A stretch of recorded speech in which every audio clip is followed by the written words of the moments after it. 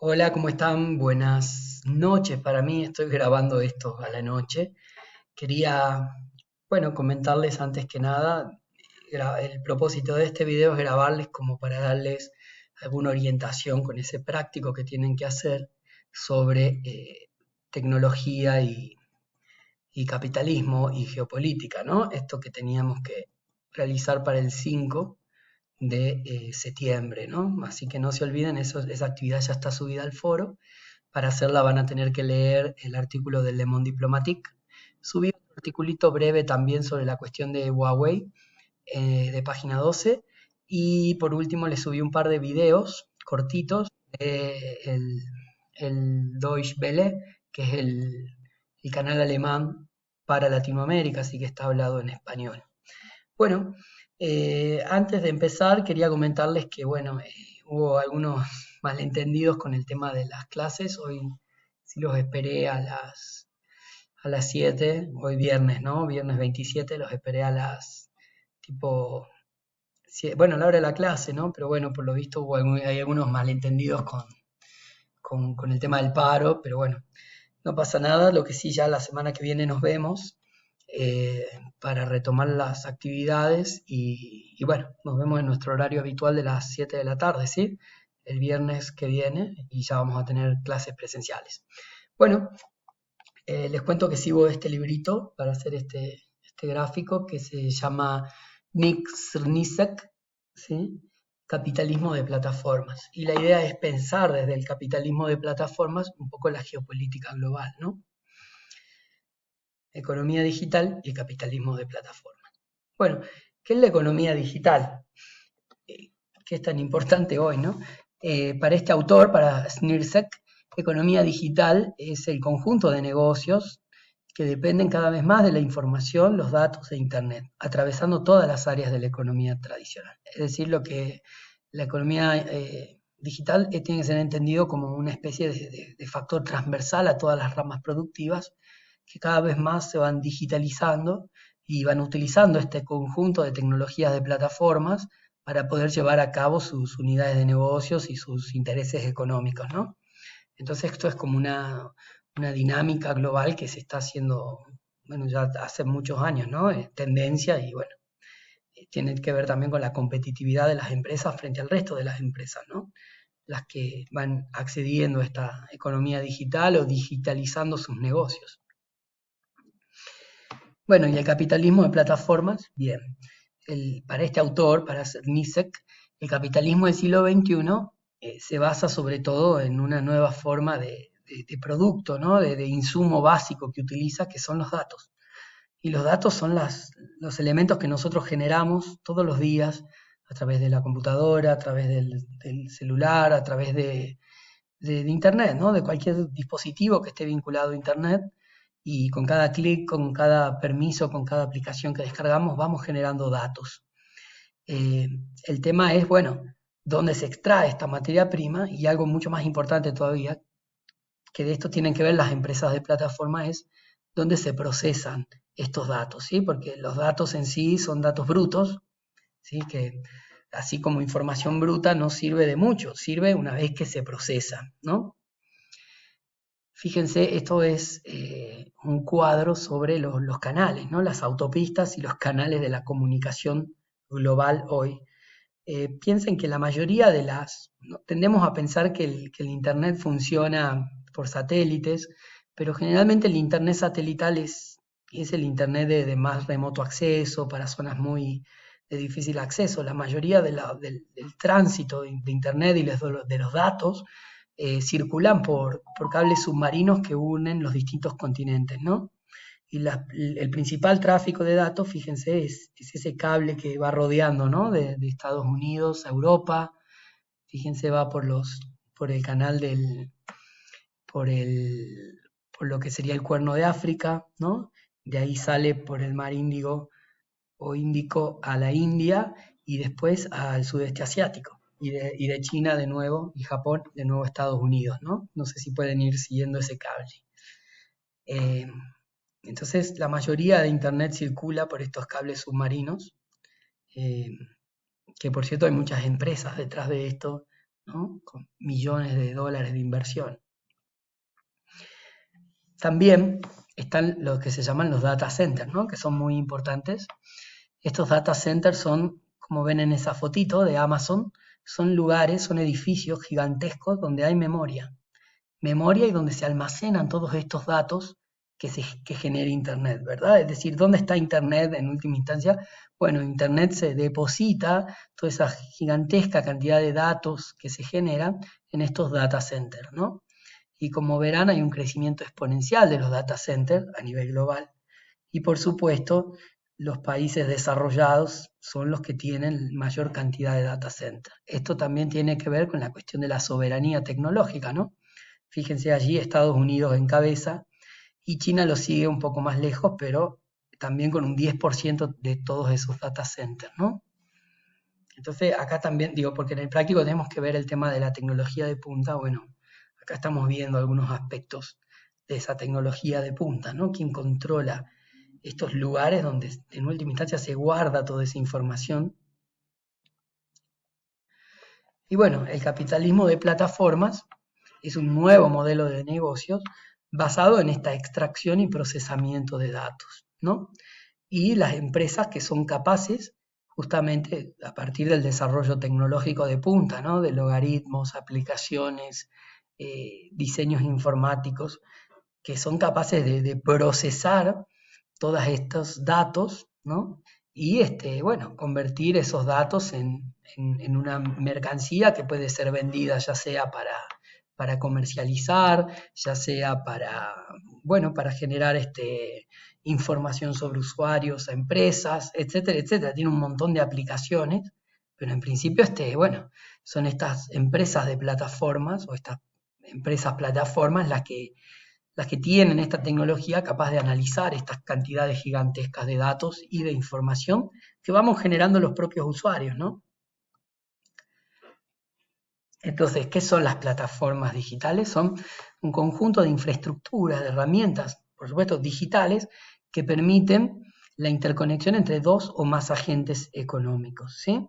También pueden interconectar productos, ¿no? Por ejemplo, a una empresa productora, no sé, supongamos de alguna mercancía determinada eh, ya sea con otras empresas que decidan distribuir esto o usar esto de insumo o también con consumidores, ¿no? Entonces son intermediarios, pero intermediarios que tienen la posibilidad de procesar toda esta cantidad de datos y, bueno, generar perfiles de usuarios, entre otros productos, ¿no? Al operar en cualquier tipo de interacción digital, son mucho más que solo empresas de Internet. Y dado que dependen del efecto de red, cuanto más usuario tenga, más eficiente será en el procesamiento de datos, ¿no? Entonces, estos son, por ejemplo, las plataformas de publicidad que venden, no sé, empresas como Alphabet, empresas como Facebook, que se dedican a vender justamente esto, ¿no? Perfiles de usuarios, y mientras más personas conectadas tengan a su red, más precisos son esos perfiles de usuarios que les van a ofrecer luego a las empresas para que vendan y comercialicen sus productos, ¿no? Estas son muchas de las cosas que nosotros aceptamos cuando aceptamos las distintas licencias, ¿no? Que nos permiten usar esas aplicaciones. Es decir, que el uso de las aplicaciones no es totalmente gratuito. A cambio, nosotros decidimos entregar voluntariamente nuestros datos y, bueno, y aceptamos una serie de condiciones para que estas empresas dispongan de esos datos, ¿no? Bueno, tres características de las plataformas. Por un lado, proporcionan esta infraestructura digital, ¿no?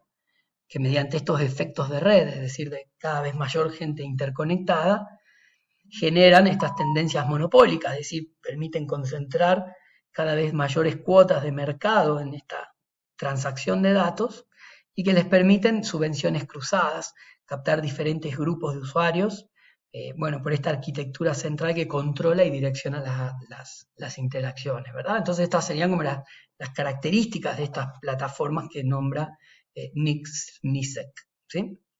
Y después tenemos distintos tipos de plataformas, ¿no?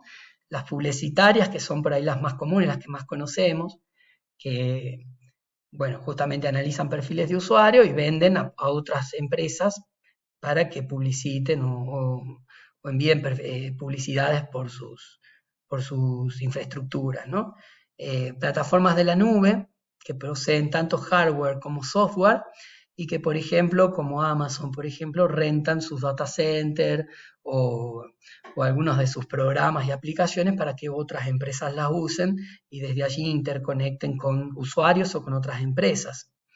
Plataformas industriales, estas son las que producen, por ejemplo, software y hardware para empresas que necesitan para llevar adelante sus procesos productivos, ¿no? IBM, por ejemplo, es una plataforma, es una empresa de plataforma que últimamente se dedicó a esto, ¿no? Generar software específico para bancos, para empresas financieras, para empresas industriales, ¿sí? Empresas de producto utilizan otras plataformas para transformar un bien en un servicio y cobrar por ello una suscripción de alquiler. O plataformas austeras, esta me interesó mucho, ¿no? Esta, por ejemplo, es Uber, por ejemplo, Airbnb, ¿no? Que las de hoteles, que reducen al máximo sus activos, es decir, no tienen en su poder nada más que la plataforma en sí, y lo que hacen es terciarizar el trabajo o deslocalizar el trabajo poniendo en contacto a los vendedores con los compradores, ¿no? Por ejemplo, Uber no tiene taxis, no es dueño de los autos, pero pone en contacto a los clientes y a los oferentes, ¿no? Lo mismo con el caso de Airbnb, ¿no? Es una aplicación que tiene esta característica, ¿no? Ponen en contacto compradores y vendedores. Bueno, y acá un poco pensando en la consigna del trabajo, ¿no? Que yo les dije, la idea es buscar ejemplos de estas tecnologías de punta y ver cuáles son los dilemas geopolíticos que se dan, ¿no? Y acá tenemos cuáles son las 5 grandes plataformas o empresas de plataformas en el mundo, y fíjense que la mayoría no la mayoría, todas, estas 5 están en Estados Unidos, ¿no? Tienen sus casas matrices en Estados Unidos y se desarrollan con tecnología norteamericana. Si bien terciarizan varias de sus procesos productivos a otros países, generalmente con salarios más baratos, lo cierto es que, bueno, siguen siendo empresas norteamericanas, ¿no? Apple que durante la pandemia superó los 2 billones de dólares de cotización bursátil, ¿no? La primera empresa que llega a esto. Microsoft, Google, Amazon, Facebook, todas empresas que conocemos, ¿no? Y que por cierto en la pandemia han incrementado incluso sus capacidades. ¿Y por qué son las 5 grandes? Bueno, por esto que vemos acá, ¿no? Miren el volumen de negocio anual que tienen estas empresas, el resultado neto de la facturación. Miren Apple, 59 mil millones de dólares por año, ¿no? De facturación neta. Capitalización bursátil, este es el valor de la empresa en bolsa. Son datos un poquito más viejitos ya, ¿no? Porque Apple, como les decía, llegó a los 2 billones. O por ejemplo, con la cantidad de empleados. Son grandes monstruos, miren la cantidad de empleados a nivel global que tiene cada una. Bueno, y por último, esto de grandes entre los grandes, ¿no? En el ranking de 2017, de las empresas más importantes, la mayoría de ellas son estas 5 que les voy contando, ¿no? Apple, Alphabet, Microsoft, Alphabet es Google, Microsoft, Amazon y Facebook encabezando, ¿no? Y por último, lo que nos interesa a nosotros es la relación de estas empresas con los estados.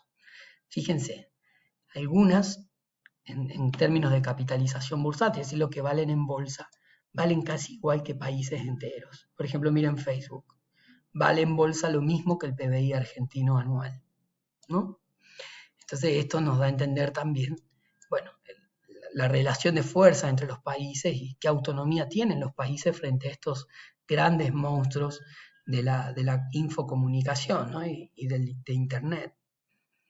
Así que bueno, por ahí acá yo les daba un ejemplo de cómo trabajar el tema de un sector de punta como es la economía digital y la relación geopolítica que esto genera en relación a los países, ¿no? Espero que bueno, les haya servido para darles una punta de donde indagar.